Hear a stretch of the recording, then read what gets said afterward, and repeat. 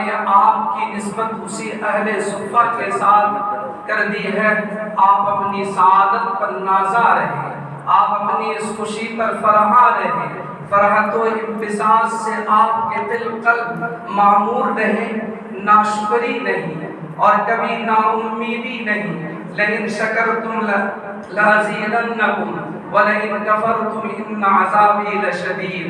ہمیشہ شکر گزار رہیں کہ اللہ نے کروڑوں بچوں کے درمیان میں سے آپ کا انتخاب کیا۔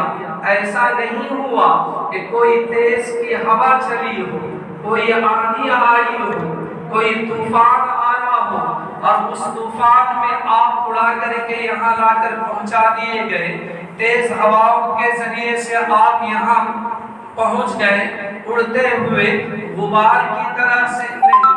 آپ کے پیچھے اللہ کا ارادہ ہے، آپ کے پیچھے اللہ کی مشیت ہے، آپ کے یہاں آنے میں خدا تعالیٰ کا فیصلہ ہے کہ مَن یُرِدِ اللَّهُ بِهِ خَیْرًا یُفَقِّهُ فِی الدِّین۔ ہم تو یقین رکھتے ہیں کہ کوئی درخت کے بیج کوئی بیج سڑتی نہیں ہے اور سڑ کر کے اس کے اندر سے کوئی پودا نہیں نکلتا ہے اور کوئی پودا بڑا ہوتا نہیں ہے، مگر یہ کہ سب کے پیچھے اللہ کا حکم ہے۔ درخت کا پتا بھی خشک ہوتا ہے، خشک ہو کر کے وہ گرتا ہے، گرنے کے بعد وہ سڑتا ہے، تو سب کے پیچھے اللہ سبحانہ و تعالیٰ کا حکم ہوتا ہے۔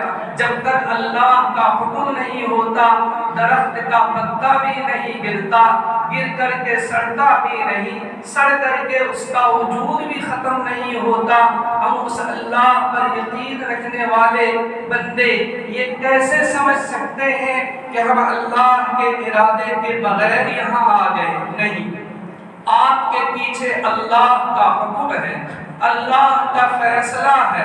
آپ بڑے خوش نصیب ہیں کہ آپ جب ایک درجے تک پہنچتے ہیں حصول علم کرتے ہوئے تو آپ کا شمار وارثین انبیاء میں ہوتا ہے۔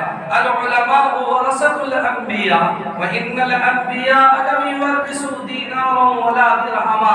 علماء وارثین انبیاء ہیں۔ جس نے علم حاصل کیا اس نے رسول اللہ کی وراثت حاصل کی ہے۔ کیا یہ خوشی کی بات نہیں کہ اور لوگوں کو دولت ملے، کسی کو منصب ملے، کسی کو اقتدار ملے، کسی کو بنگلہ ملے، کسی کو کمپنی ملے اور کسی کو کچھ اور ملے، اور ہمیں رسول اللہ کی وراثت ملے؟ اس پر ہمیں نازا رہنا چاہیے۔ کبھی دوسروں کی طرف جھانک کر کے نہیں، لا تمدن عینیک الی ما متعنا بہ ازواجا منہم زہرۃ الحیاۃ الدنیا لنفتنہم فیہ۔ ان کی طرف آنکھیں پسار کر کے اور آنکھیں پھاڑ کر کے کہ جن کو اللہ نے بہت دیا ہے دوسری چیزیں ان کی طرف نہیں دیکھیے۔ اللہ نے جو ہمیں دیا علم کی دولت، رضینا قسمت الجبار فینا لنا علم وللأعداء مال فإن المال يفنى عن قریب وإن العلم يبقى لا يزال۔ آپ کو جو دولت دی گئی نہ یہ دولت کوئی چھین سکتا ہے، نہ کوئی اس کو چرا سکتا ہے، نہ یہ دولت کبھی بوسیدہ ہوتی ہے، نہ اس میں کہنگی آتی ہے، نہ یہ کبھی علم جلتا ہے، نہ ختم ہوتا ہے۔ علم ایک ایسی دولت، اس کو آپ جتنا لٹائیے، جتنا خرچ کیجئے، جتنا دوسروں تک پہنچائیے، وہ علم اور پختہ ہوتا ہے۔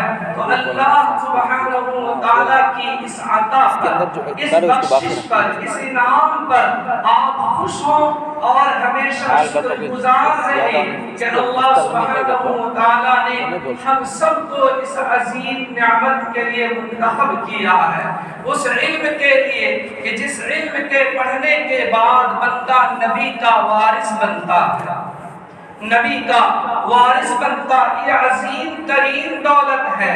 ہم اس پر جس قدر فرحت و انبساط کو محسوس کریں گے، شکر گزار رہیں گے، یہ نعمت اور بڑھتی چلی جائے گی۔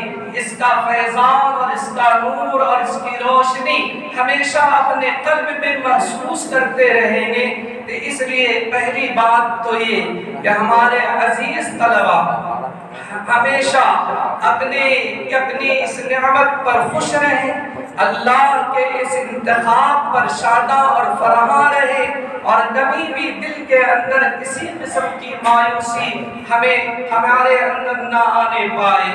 تو میں ان طلبہ کی جن کی ہمت افزائی کی گئی، ہم ان کو مبارکباد دیتے ہیں۔ یہ ہمت افزائی کے لیے انعام دیے جاتے ہیں، اور دوسرے طلبہ کی ترغیب کے لیے یہ انعام اعلیٰ درجے سے کامیاب ہونے والے طلبہ کو دیے جاتے ہیں، تاکہ دوسرے بچوں کے اندر بھی ترغیب ہو۔